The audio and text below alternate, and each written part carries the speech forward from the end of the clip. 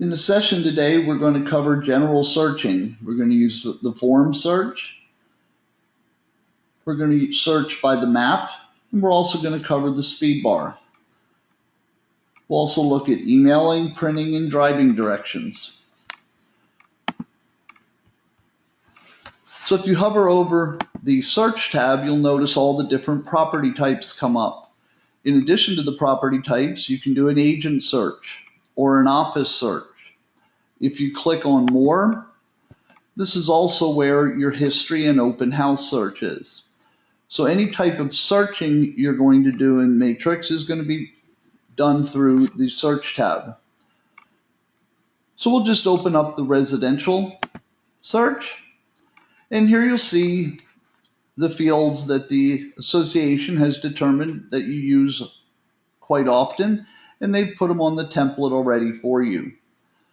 But down here at the bottom, you can add any additional fields that you may need for a search, or maybe fields that you use on a regular basis, like I've added agent remarks. If I go to add remove, here's all the fields that you could add to your search template. And these are the fields that you have added. So if you wanted to add restrictions, for example, you could click on restrictions, add it to the right. The selected fields can be put in any order that you want. So if you wanted the restrictions at the top, you can move it up to the top. And now when you go back to your search screen, going forward, your residential search will have both of those fields. If I only needed the restrictions for one search, or I needed to add additional fields, I could again go to add remove. I could move any fields over that I wanted, or I can remove any fields that I wanted. So that's how you can customize what fields are available for you to search on. Up under the status, if you select any off-market statuses like expired, sold, withdrawn, it's initially going to give you the last 6 months or 180 days. If for a given search you only need the last 30 days, you can change that to 30. Or if you'd like a whole year, you can change it to 365. You can also use the calendar function and say, I only want solds from May 1st through May 24th. So that's how you can determine what period of time, how much activity you'll get for any of your off-market statuses. The next type of field we're going to talk about is multi-select fields, fields that you can make multiple selections. For example, if cities, I wanted Elk Mountain, Banner Elk, Beech Mountain, and Blowing Rock. If I just click on it, it's only going to select that one.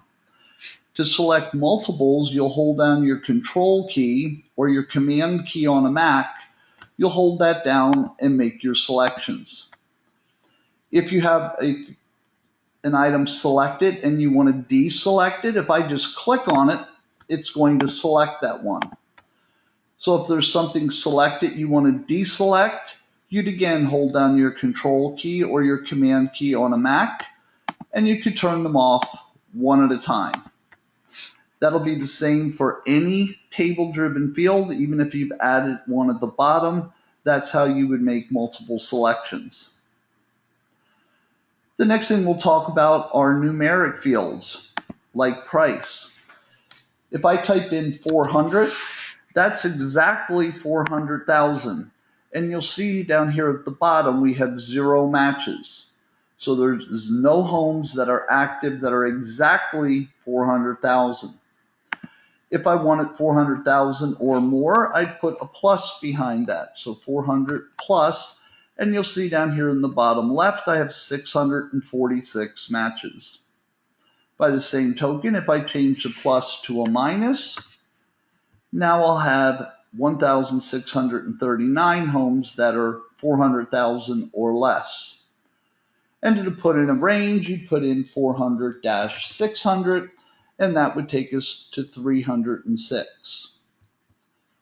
If we move down to bedrooms and we put in 4 bedrooms, we have 91 matches. but that's exactly 4 bedrooms. And in most cases, your clients don't care if they get extra bedrooms for free. So typically, you're going to want to put a plus behind that 4 or more, and that takes us to 116. Now, that's going to be the same for all numeric fields. Square feet, year built. If in year built I put 2005, I would only get homes that the agents say were built in 2005. If I wanted homes built 2005 or newer, I'd put 2005 plus. Or possibly I want 2005 and newer, but I don't want brand new. In that case, I may put 2005-2015. So pretty much I think the rule of thumb, if you're putting information in a numeric field, you're going to want some sort of operand, plus, minus, or a range. There's one other field, fields that people can type into, like agent remarks. If I want to know out of these 116 matches, do any of them have the word pool in the agent remarks? I would type in asterisk, P-O-O-L asterisk, and you'll see 3 of them somewhere in the remarks have the word pool. If I do not want any listings that have the word pool in the agent remarks, in front of the asterisk, I would put an exclamation point, not containing pool, and I have 113. So anytime you're looking for a certain word or phrase in any text field, you need to remember to use your wildcards.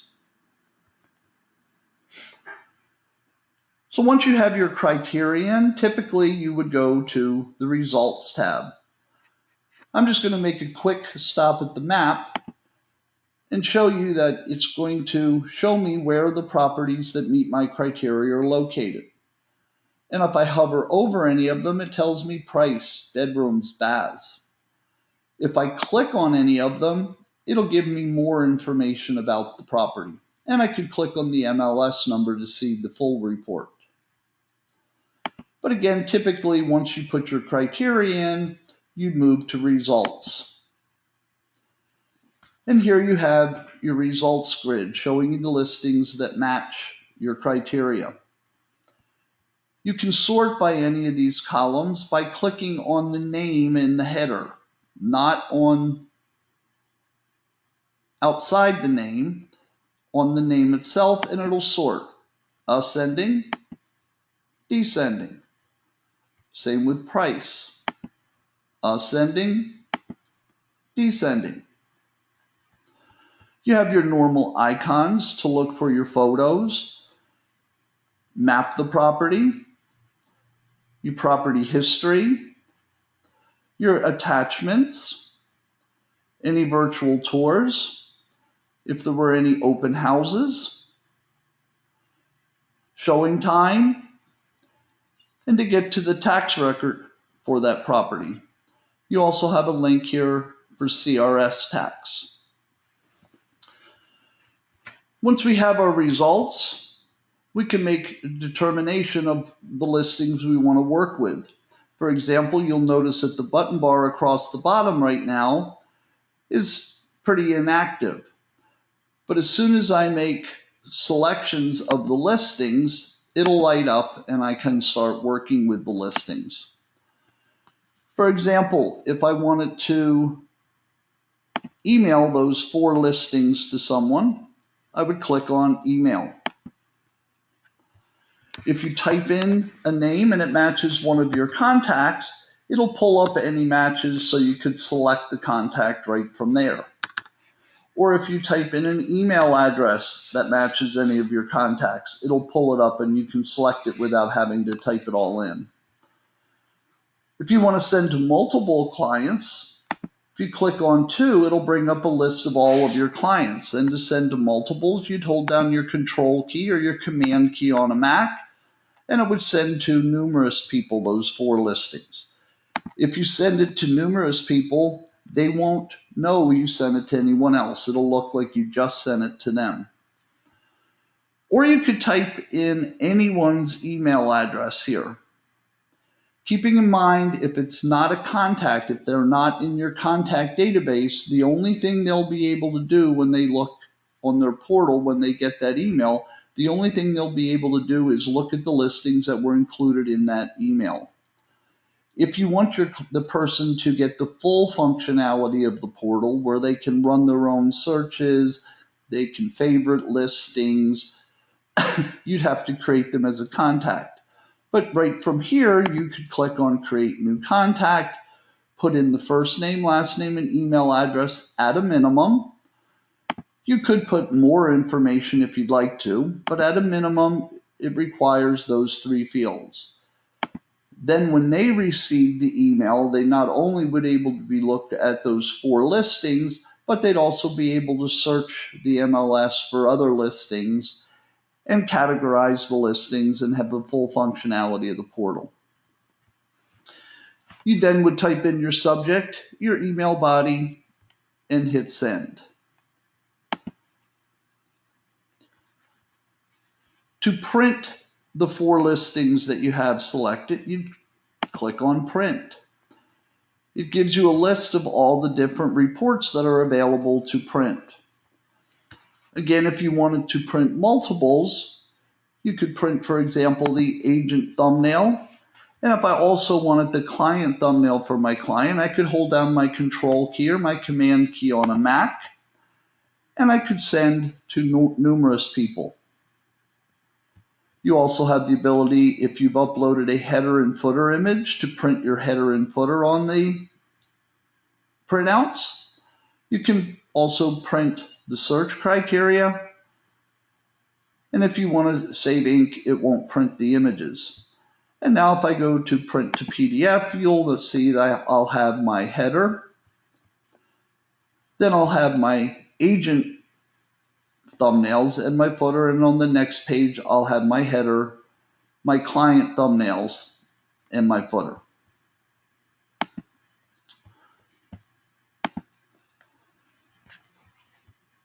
And the last function on the button bar we'll talk about today is the driving directions. If I click on the driving directions, it's going to map the properties in the quickest driving order.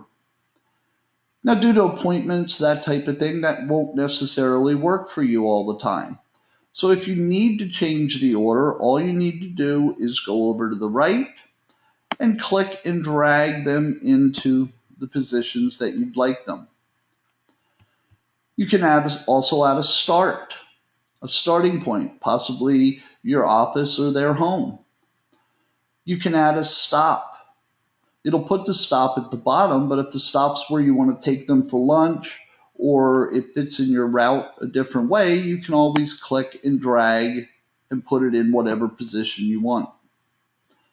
If you've made any changes to the driving directions, you're going to need to regenerate them by clicking directions. And then it'll give you directions from the first property to the second to the third, and the third to the fourth. It'll give you estimated mileage and drive time between the points. And at the top, it'll give you the overall mileage and drive time.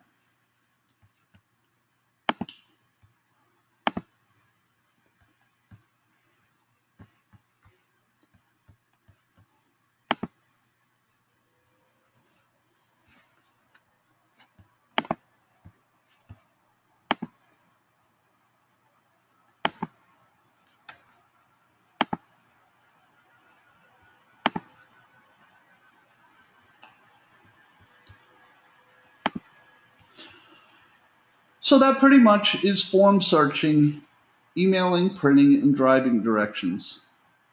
Now let's look at another type of search, searching by map. So I'm going to go and start a brand new search. But before I put in any criteria, I could put my criteria in first and then draw my shapes, but I like to go directly to the map. When your map opens up, you can always take your map and move it to another position. And if this is where you typically do your searching, you could always come and set that as your default. Going forward, then the map would open up the way you wanted it to. There's 3 different shapes you can draw on the map. There's the circle, the rectangle, and the polygon. I'm going to show you how all those function. And also there's a function over here, jump to address. Let me type an address in.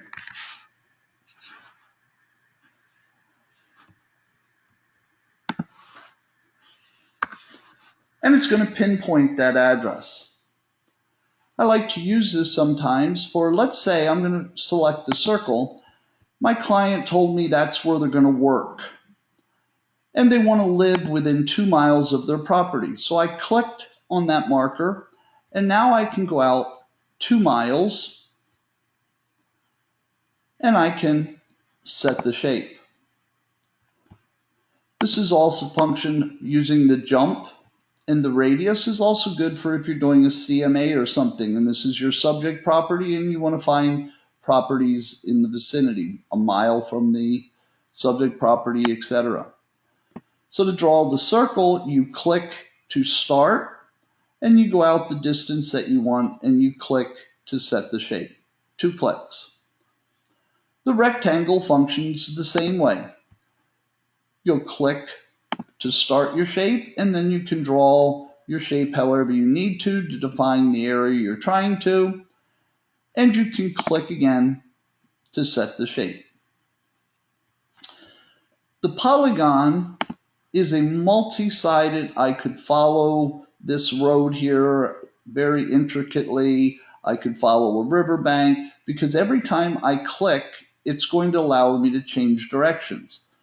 For example, I can click here, click there, because every time I'm clicking, it's allowing me to change directions. So I can draw my shape however I need to.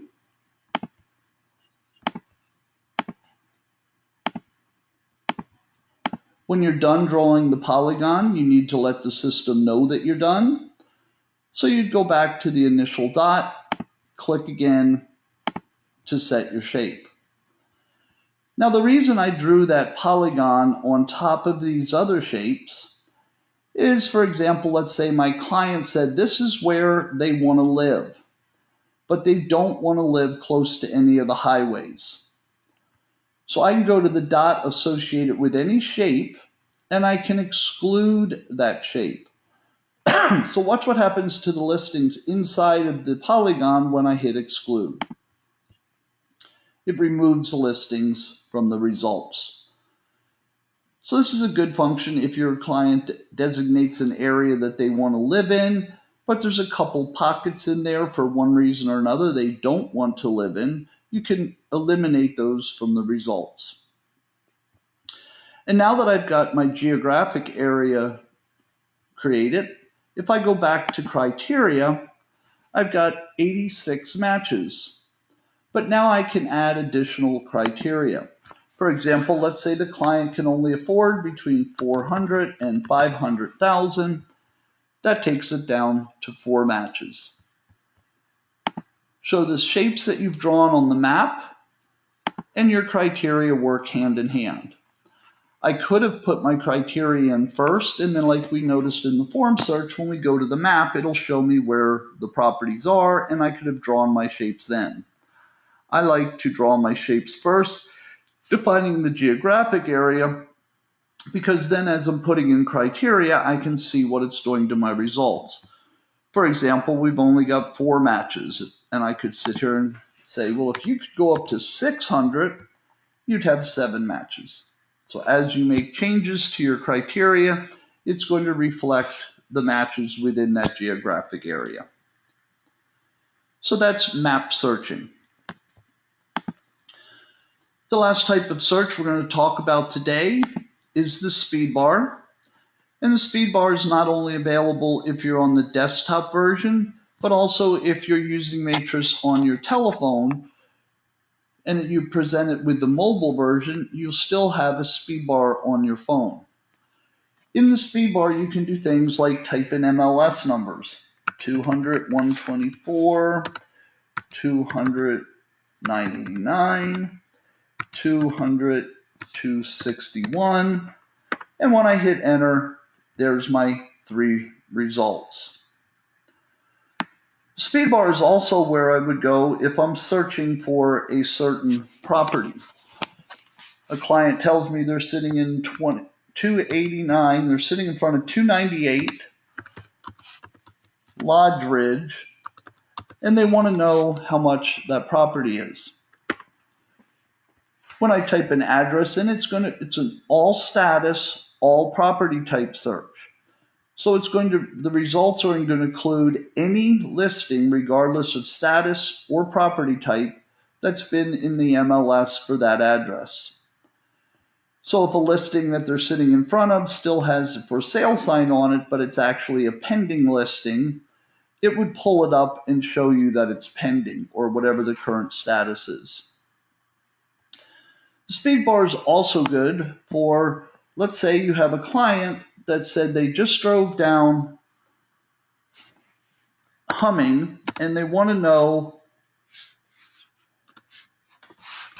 how much a certain house is, but they don't have the house number. For example, they may have said that they just drove down Humming and they want to know how much the green house is. By putting in active, you're looking for ACT, means active listings on Humming. So when I hit enter, it's going to bring back any listings that are active on Hummingbird, I'm sorry. So I can come and I can look at the photos looking for the description that they gave me. Oh, there's the greenhouse, and it's 128.5. You'll also notice I did not have to use my wildcard here. The street search has been changed so it's automatically and includes. So it would show me any Hummings without having to type in the whole word Hummingbird. The speed bar also is for general type searches. For example, if I'm looking for active listings, I only want residential active listings in the city of Blowing Rock.